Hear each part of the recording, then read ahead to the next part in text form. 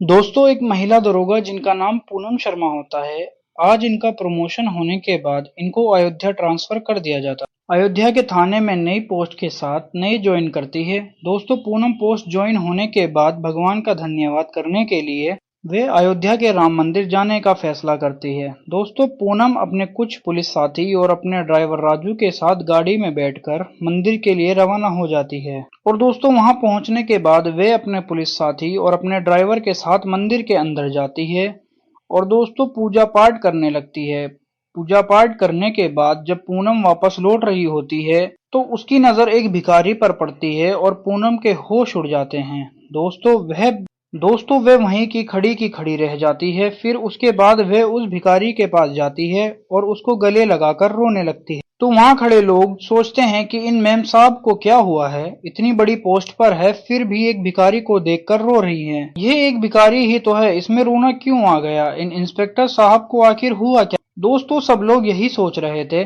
फिर पूनम के ड्राइवर राजू अपने भावनाओं को रोक नहीं पाते हैं और पूछते हैं कि मैम साहब, ये आदमी कौन है और आप इनको देखकर इतना परेशान क्यों हो गए हो और आपको रोना भी क्यों आ गया।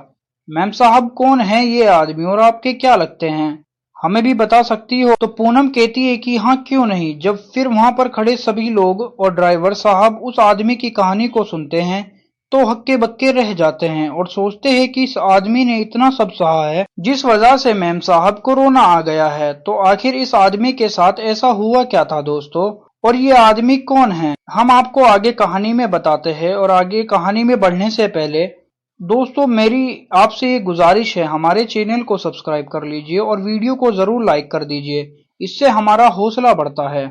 तो दोस्तों, ये सच्ची घटना सीतापुर की है, जहां एक मिडिल क्लास परिवार रहता था जिसमें एक सुरेश नाम का लड़का अपनी पत्नी पूनम के साथ सीतापुर शहर में रहता था। दोस्तों, जो सुरेश की पत्नी थी पूनम, उसका सपना था कि वे पढ़ लिख कर एक सरकारी अफसर बन जाए या फिर कोई भी सरकारी नौकरी कर ले। क्योंकि दोस्तों, जो उसके घर की स्थिति थी कुछ ठीक नहीं थी। पूनम हमेशा सोचती रहती थी कि अगर उसको सरकारी नौकरी मिल जाएगी तो उसका घर जिस स्थिति से गुजर रहा है वे थोड़ा बहुत ठीक हो जाएगा और बहुत ही अच्छी जिंदगी हो जाएगी। दोस्तों, पूनम हमेशा अपने मन में इस तरीके के बातें सोचती रहती थी। लेकिन जो सुरेश था दोस्तों, वह एक प्राइवेट कंपनी में नौकरी करता था और महीने के मुश्किल से 20 से 25 हजार कमाता था। एक दिन पूनम और सुरेश अपने कमरे में बैठे हुए थे और दोनों एक दूसरे से बातचीत कर रहे होते हैं।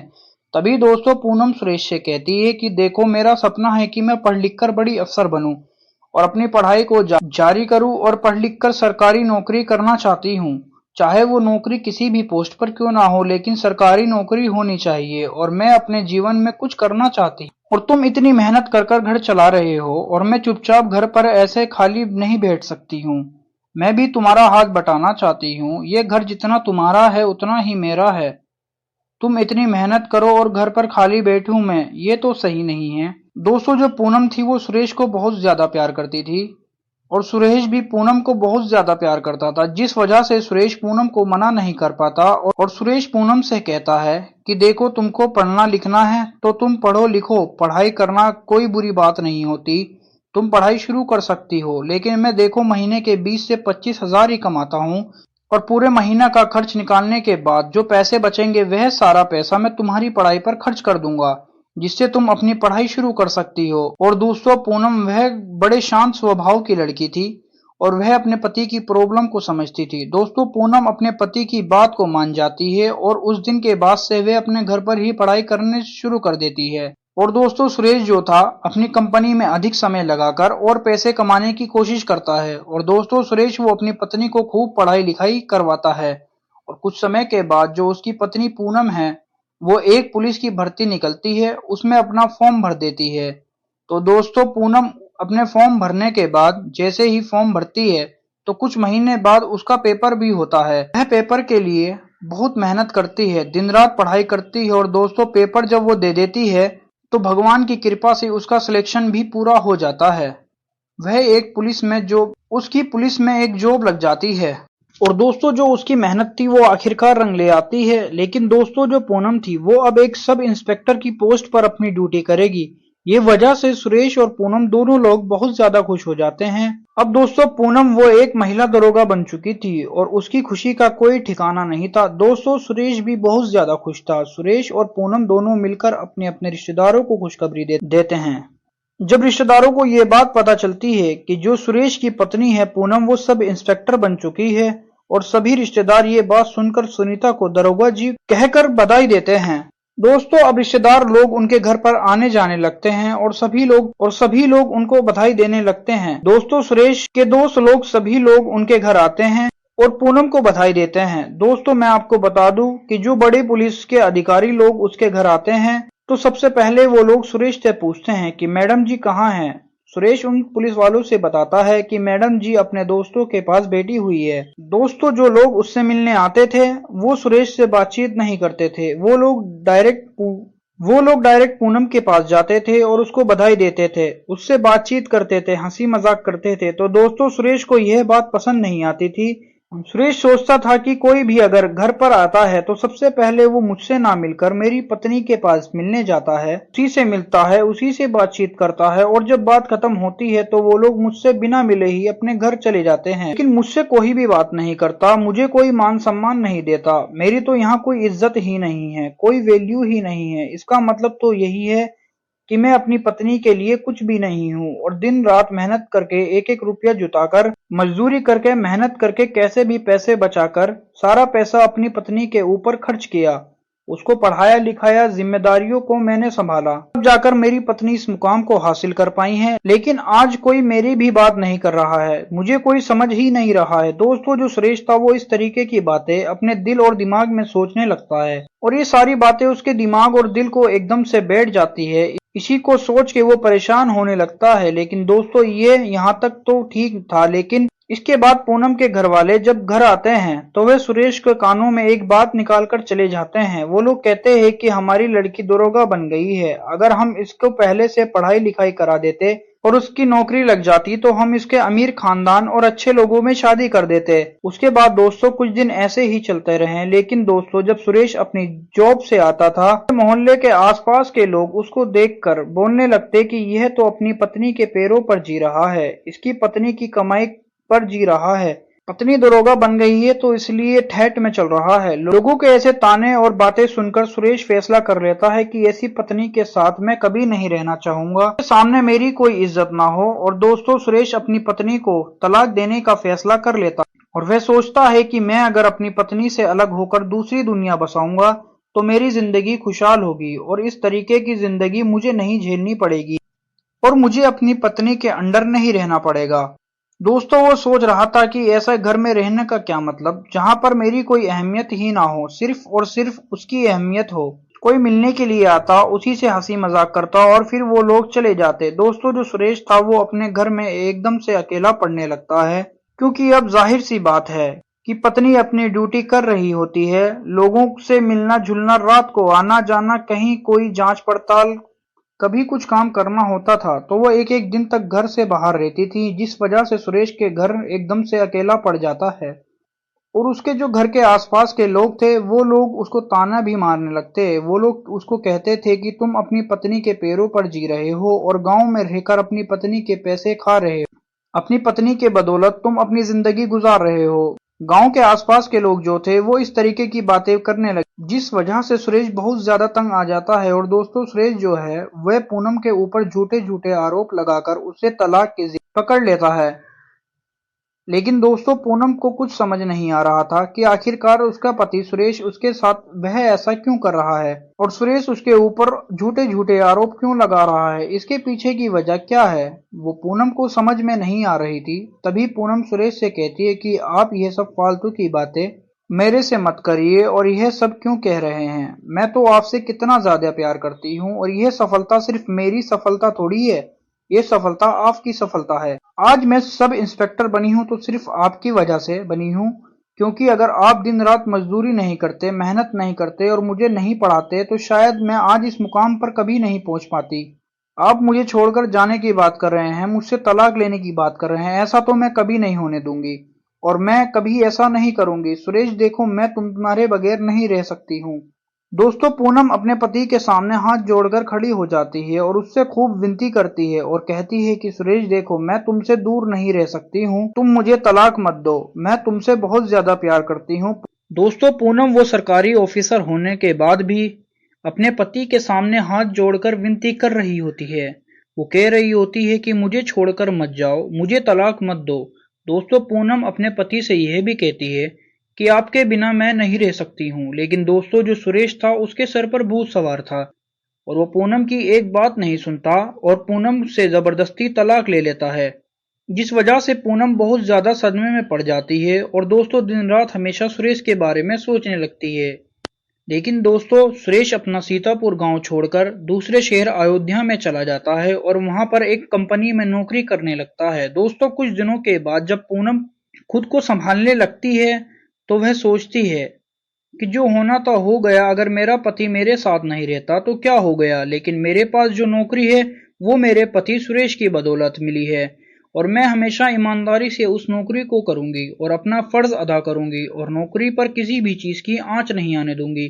दोस्तों पूनम का मानना था नौकरी सिर्फ और सिर्फ सुरेश के बदौलत में ही मिली है, इस वजह से उस नौकरी को बचाकर जिंदगी भर उस नौकरी को करना चाहती थी। दोस्तों अब पूनम पूरे ईमानदारी के साथ अपनी ड्यूटी को करने लगती है और इस तरीके से समय गुजरने लगता है। लेकिन दोस्तों जब 2 सालों का वक्त गुजर जाता है तो 2 साल बाद पूनम का प्रमोशन हो जाता है। इसके साथ ट्रांसफर भी संयोग से अयोध्या शहर में हो जाता है जहां पर सुरेश अपनी नौकरी कर रहा था।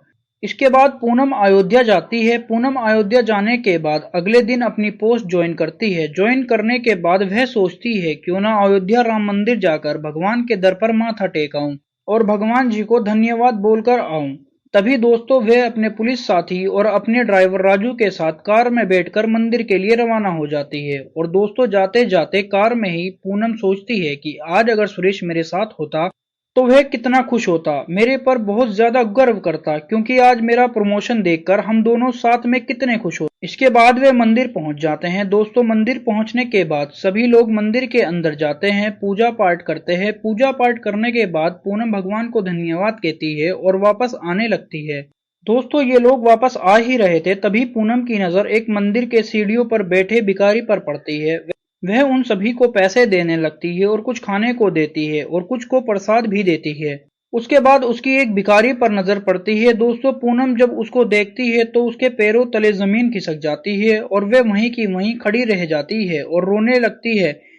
फिर वे उस भिखारी के पास जाती है। तभी वे भिखारी पूनम को देख लेता है और अपने शर्म के मारे सर छुपा लेता है। दोस्तों वे भिखारी और कोई नहीं पूनम का पति सुरेश होता है जो वहां मंदिर की सीढ़ियों पर भीख मांग रहा होता है। दोस्तों इसके बाद पूनम जब उस भिखारी के पास जाती है, मतलब अपने पति के पास जाती है और जाकर बैठ जाती है और उससे कहती है कि तुम यहाँ पर क्या कर रहे हो सुरेश। तो दोस्तों सुरेश कोई जवाब नहीं देता। फिर पूनम उससे पूछती है कि तुम्हारी ये हालत कैसे हो गई, तुम्हारी तो एक अच्छी जॉब थी और तुम यहाँ पर कैसे आ गए, तुम महीने के 20-25 हजार कमा रहे थे, तुम अकेले होने के बाद सुकून से जी सकते थे, फिर तुम यहाँ पर क्या कर रहे हो, क्या तुमने शादी कर ली या तुम्हारे ऊपर कोई और जिम्मेदारी आ गई है, बताओ सुरेश। दोस्तों सुरेश बताता है कि मैंने कोई शादी नहीं की है और मेरे साथ बहुत कुछ हुआ है जिसकी वजह से मुझे यहाँ पर भीख मांगनी पड़ रही है, मैं तुम्हें बता नहीं सकता। दोस्तों पूनम कहती है ऐसा क्या हो गया है तुम्हारे साथ सुरेश, मैं तुम्हें यहाँ नहीं देख सकती, बताओ मुझे।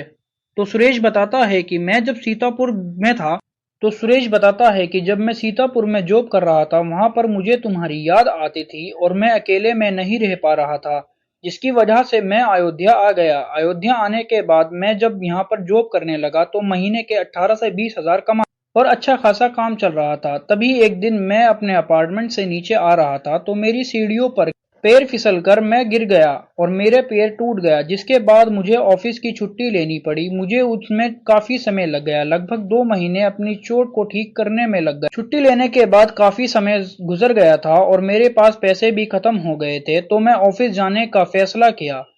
मैं ऐसी हालत में ऑफिस गया तो वहां पर मुझे जॉब नहीं मिली, वहां से मुझे हटा दिया गया था। फिर मैं जॉब के लिए अलग अलग जगह भटकने लगा, मुझे कहीं पर भी जॉब नहीं मिली। मेरे पास जो पैसे थे वो मेरे इलाज में खत्म हो गए और मेरे पास एक भी रुपया नहीं था।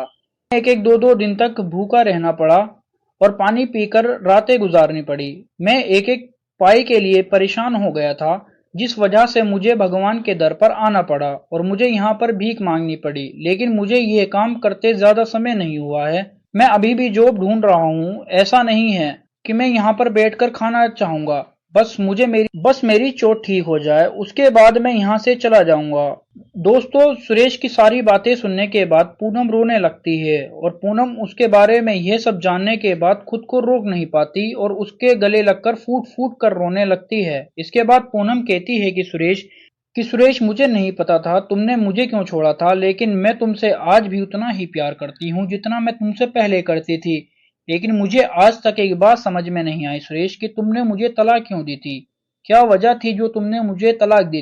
पूनम उससे विनती करती है कि तुम मुझे बताओ कि तुमने मुझे तलाक क्यों दी थी। तो दोस्तों, सुरेश बताता है कि तुम्हारी आंखों में मेरी इज्जत खत्म होती दिख रही थी और मुझे मोहल्ले वाले, आसपास के लोग ताना मारते थे कि इसकी पत्नी दोरोगा बन गई है, ये तो उसके पैरों के तले रह रहा है, अब तो ये घर बैठकर खाना खा रहा है, इसको तो कमाने की जरूरत भी नहीं है, इसकी पत्नी रात भर घर से बाहर रहती है। और फिर सुरेश कहता है कि तुम्हारे माता पिता जिस दिन घर आए थे वे मुझसे कहकर गए थे कि अगर हम अपनी बेटी को, पूनम को, पहले से ही दरोगा बना देते या कोई भी गवर्नमेंट जॉब करवा देते तो आज उसकी एक अमीर खानदान और अच्छे खानदान के अंदर शादी कर देते। उसके बाद पूनम एकदम से गुस्सा हो जाती है और रोते हुए कहती है कि सुरेश, तुम पागल हो क्या। यह जॉब मुझे तुम्हारी वजह से मिली है। मैं तुम्हारे लिए इस जॉब को छोड़ देती अगर तुम मुझसे ये बात पहले बता देते। मुझे फर्क नहीं पड़ता समाज और बाकी सब लोग क्या कहते हैं। मैं तुमसे प्यार करती हूँ और करती रहूंगी। दोस्तों, पूनम इसके बाद सुरेश से कहती है कि सुरेश, अगर तुम्हें मुझसे थोड़ा भी प्यार है और मेरी इज्जत करते हो तो ये भीख मांगना बंद कर दो। मैं तुमसे यहाँ पर ये काम करने नहीं दूंगी और मैं तुमसे एक विनती करती हूँ कि तुम मुझे फिर से अपना लो। अगर लोगों को लगता है कि तुम मेरे पैसों का खा रहे हो, तुम मेरे पैसों पर पल रहे हो, मैं इस जॉब को छोड़ दूंगी और बस मैं तुम्हारे साथ रहना चाहती हूँ। दोस्तों, यह बात सुनने के बाद सुरेश फूट फूट कर रोने लगता है और पूनम से माफी मांगता है और कहता है कि मैं तुम्हारे काबिल नहीं हूँ, मैं तुमसे शादी नहीं कर सकता। तो पूनम कहती है कि सुरेश सुनो, मैं यह जॉब छोड़ रही हूँ, हम दोनों साथ में एक बिजनेस स्टार्ट करेंगे, बस तुम मुझसे शादी कर लो। उसके बाद सुरेश मान जाता है। दोस्तों, पूनम सुरेश को घर ले जाती है और उसका इलाज करवाती है। इसके बाद दोनों शादी कर लेते हैं और दोस्तों, कुछ समय के बाद पूनम भी अपनी जॉब छोड़ देती है। पूनम के जॉब छोड़ने के बाद दोस्तों, पूनम अपनी कमाई के पैसों से सुरेश को एक कपड़े का बिजनेस खुलवाती है और खुद भी उसके साथ में काम करने लगती है। दोस्तों, कुछ समय के बाद इन लोगों का कपड़े का बिजनेस काफी अच्छे चलना लगता है और दोस्तों, यह लोग बहुत ज्यादा खुश रहते हैं। उनके घर में खुशहाली लौट आई थी और कुछ समय के बाद पूनम भी मां बन जाती है, जिसके बाद ये लोग एक खुशहाल जिंदगी जीते हैं। तो दोस्तों, आज की कहानी यही थी। कहानी अगर आपको पसंद आई हो तो हमारी वीडियो को लाइक करें और चैनल को सब्सक्राइब करें और हमें पूनम के बारे में आपकी राय जरूर कमेंट में बताएं। मिलते हैं नेक्स्ट वीडियो में नई कहानी के साथ। जय हिंद, जय भारत।